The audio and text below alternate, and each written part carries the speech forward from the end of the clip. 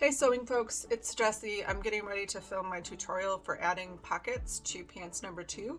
I'm going to try to film this in such a way that it's transferable to other side seam patterns as well, and I'll even kind of note what that might look like if you're opening up an existing seam. So like something that you've already sewn, or maybe a thrift store garment that you want to put a pocket in. Skirts are particularly bad at this. There's a lot of A-line skirts in the world that do not have pockets because for some reason, I don't know, people just don't want skirt wearing people to have access to stuff apparently. I don't know. So I'm gonna jump into it and yeah, here we go.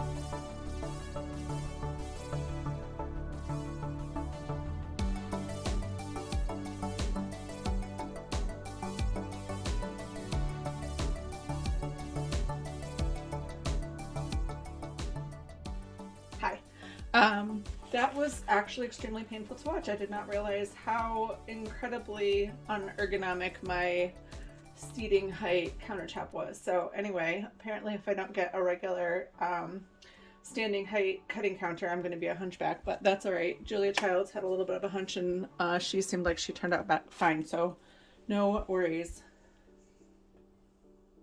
Okay, ready to get into pockets. I also want to just make a quick note that it is very good to have your workspaces set up in an ergonomic way.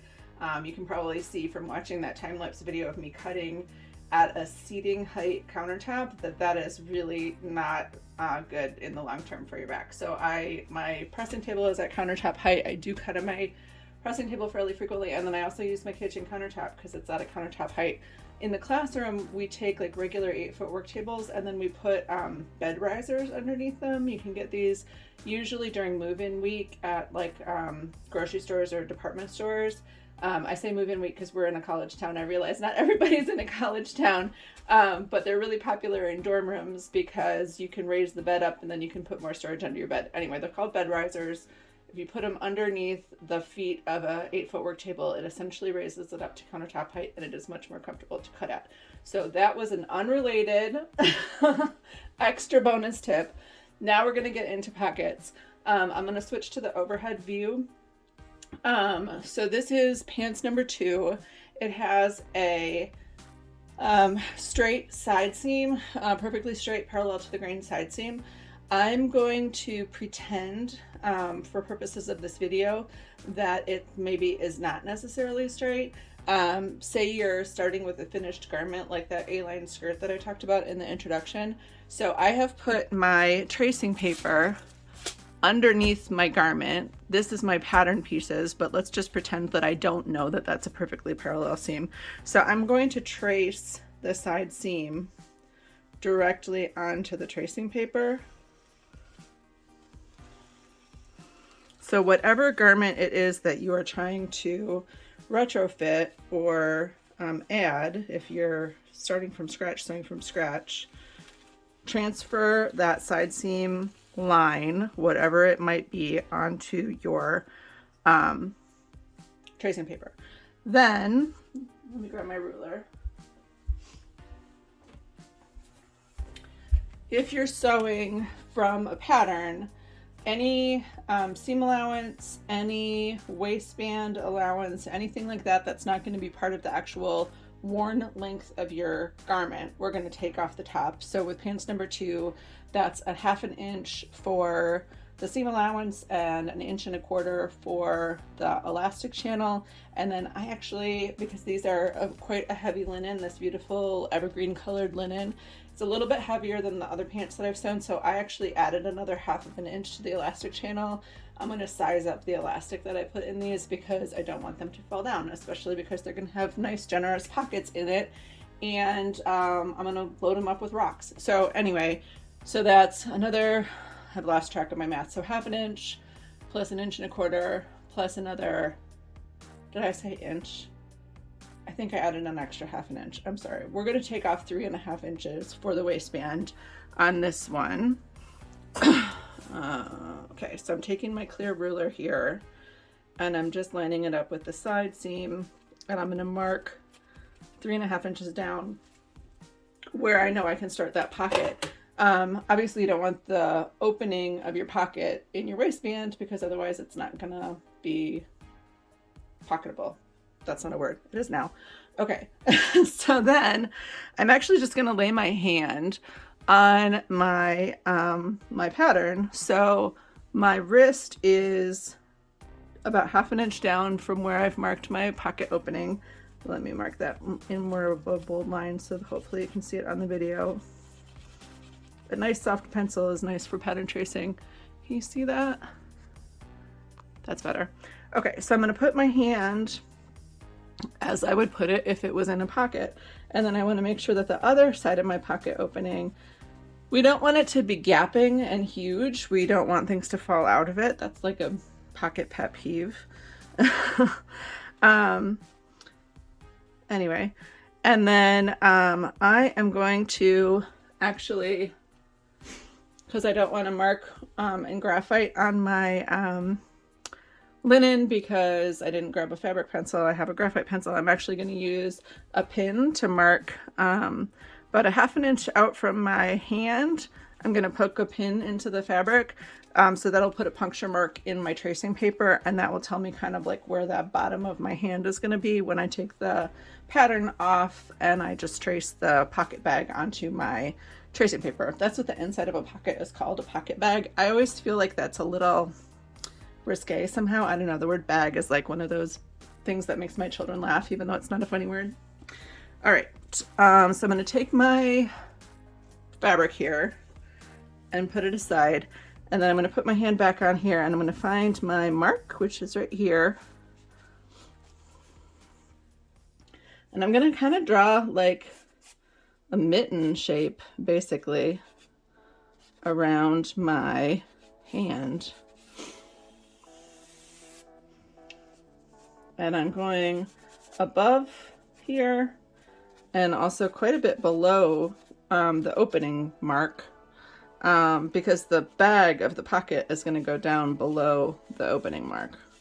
And then I'm just going to kind of like, keeping in mind this terminal point that I marked here with a pin, I'm just going to kind of sketch around my hand until I'm kind of happy with the way that it looks.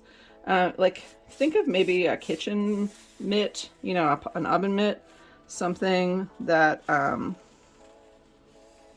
yeah, something that's kind of generously sized to go over your hand. And then oh shoot, my final test of pocket size is actually to set my cell phone on top of my pocket, but I'm using my cell phone to film right now, so I can't do that. But anyway, that's a good final check of pocket size, is to just whatever you know you're going to end up putting in your pocket, like set it on top of your pocket, and that will let you know that if you've got a good size. So I'm like pretty happy with this. I'm going to make it a little bit flatter on top. I don't want it to come in like really concave, I guess. I don't know. I really don't want like a dramatic inside corner here. So I'm giving that pretty flat right out to the seam. Okay.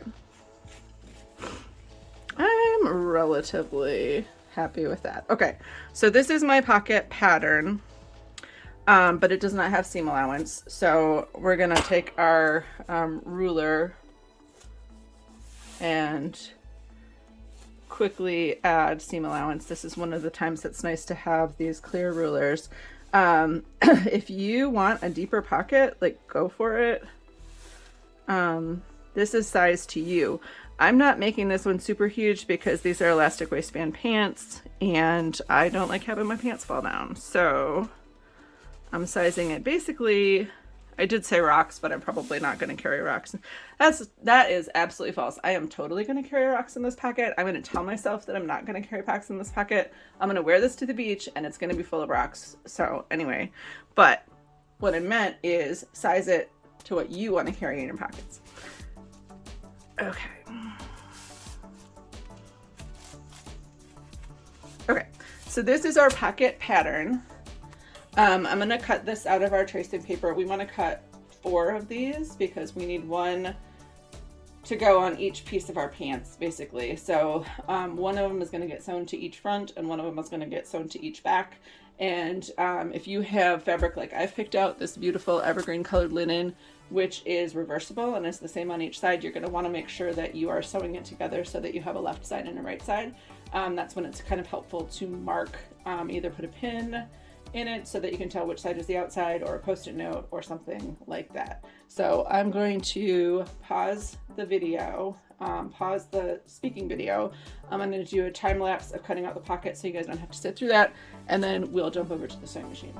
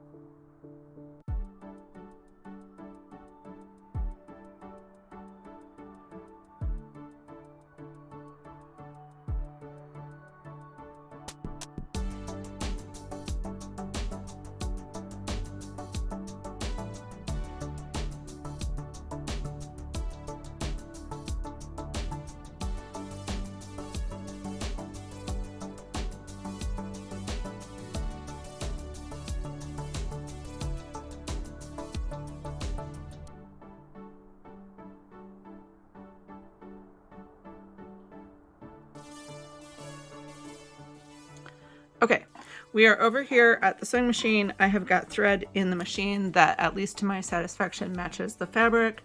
I have, this is my personal kind of favorite way to make sure that I stay on track with the seam allowance. I actually put a little piece of washi tape on my thread plate at wherever I'm sewing to. That way I don't get mixed up or distracted. So this is at a 1/2 inch, which is what the seam allowance is for the rest of the side seam. So I am just going to go ahead, start sewing here, back stitching at the front and back, trying not to sew over your pins as good sewists do. It's not the end of the world if you sew over your pins. I had a home ec teacher, although it wasn't called home ec, I don't remember what it was called, who kind of put the fear into us about sewing over pins. I actually had a tech director in college that tried to get us to wear safety glasses when we sewed. That was a big no from the costume shop staff. But it is not only possible, but if you habitually sew over pins, probable that your sewing machine needle will hit a pin and either bend or shatter. I have had it happen multiple times, and it's not pleasant to have metal flying towards your face.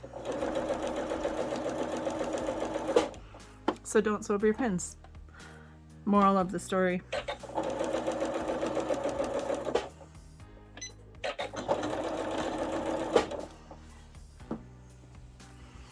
Okay, and I kind of just chain piece these.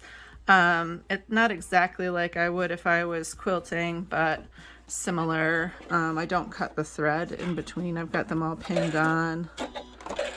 So I'm just gonna one after another feed them in here. This one I'm sewing from the bottom up,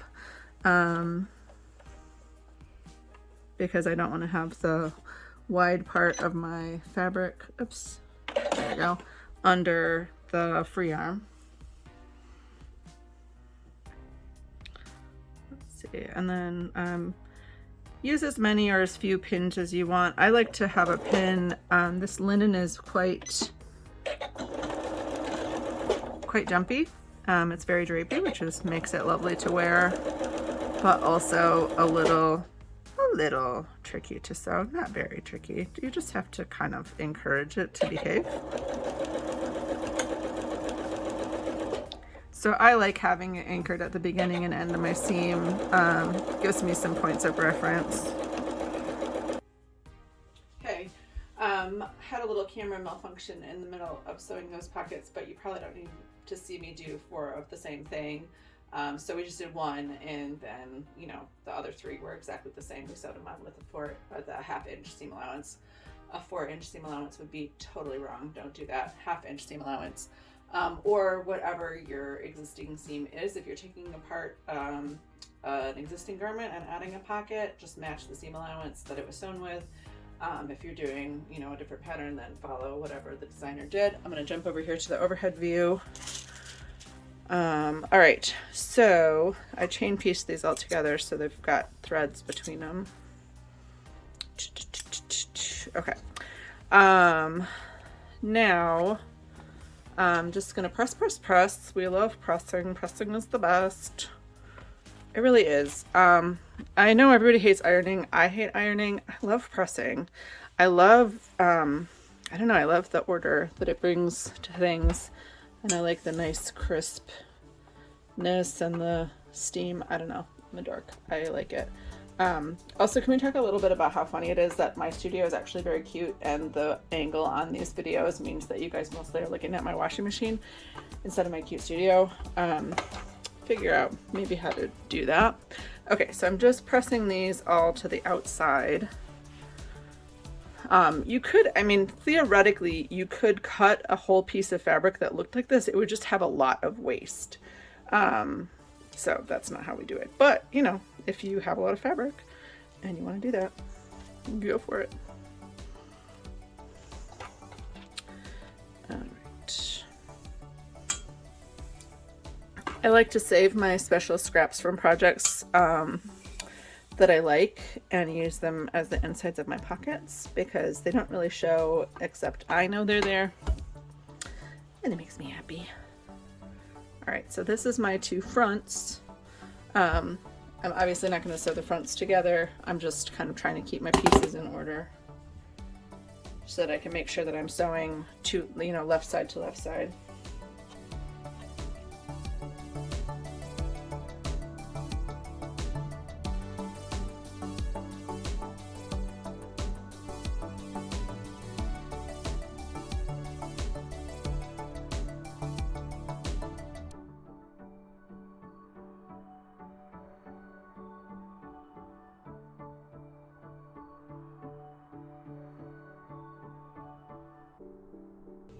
They went to dinner without me so that I could work, and that's my sandwich in the brown paper bag.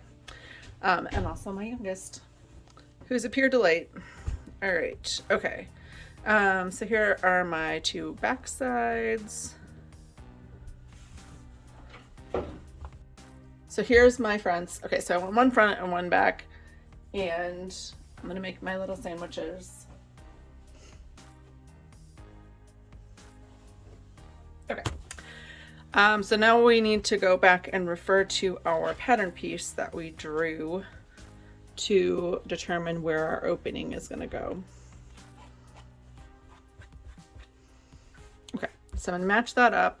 I'm going to match my seams up for my garment.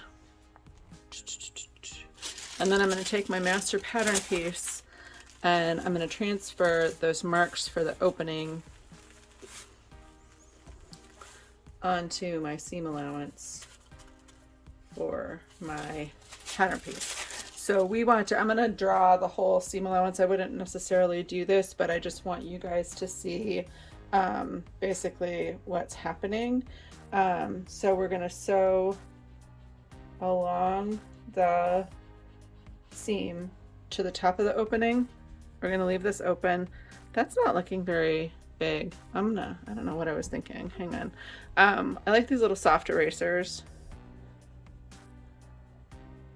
They don't tend to leave shreddy things behind. I'm going to open this up a little bit. That looks better. I don't want stuff falling out, but I don't want to have to like wedge my hand in there. Okay.